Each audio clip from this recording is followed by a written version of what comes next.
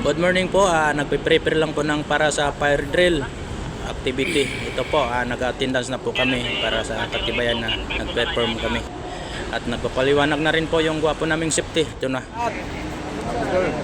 una sa lahat, yung fire extinguisher is ginagamit natin para sa apple. So, Yan po ang pinapaliwanag niya kung paano gamitin yung fire extinguisher at hindi lang po yung fire extinguisher bilang unang bantayan ng security guard. At ito na po, nag-umpisa na po kami. Next na, lubas, takbo. Gamit na yan.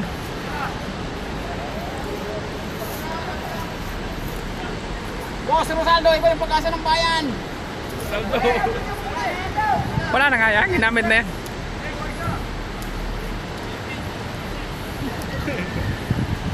Yes, sir.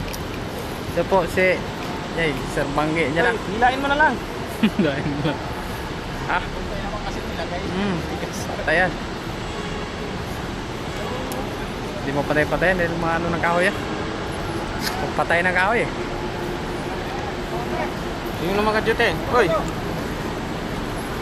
Sabi ka naman sa hoy. Wala pa, saan na naman dyan? Wala pa eh. Wait lang. Wala pang sunog. Tapos hoy, yan ah. Malakas yan.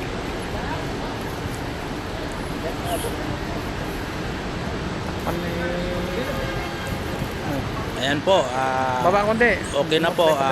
Shout out po sa mga kasamahan, sila Isdael, SD Bangge, Antolino, sa mga mababait namin na admin. Takbo, si takbo. Robin, Takbo, malaki na. Isdael, Malaki na ang apoy. housekeeping, shout out po sa inyo. Maraming salamat po sa mga share nyo, lalong-lalo na yung admin kasi ayaw nila po na wala kaming experience hanggat nandito kami.